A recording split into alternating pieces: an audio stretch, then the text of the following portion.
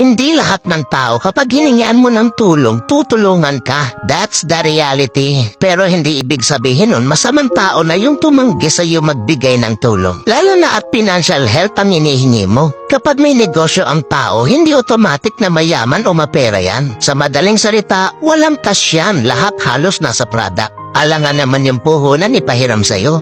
Huwag po natin i-normalize yung ganyang ugali na inoobliga yung hinihingian. Kapag may naitulong, thank you. Kung wala, move on. Walang responsibilidad ang tao sa'yo. That's a fact, not unless lahat ng tao may problema sa mundo. Hindi mo lang alam kasi nakapokus ka sa problema mo. Kaya kapag natanggihan ka, huwag magdamdam. Intindihin mo din yung taong hinihingian mo ng tulong. At the same time, bago ka humingi ng tulong, tulungan mo din ang sarili mo. Dahil di palagi may ibang tao na tutulong sa'yo.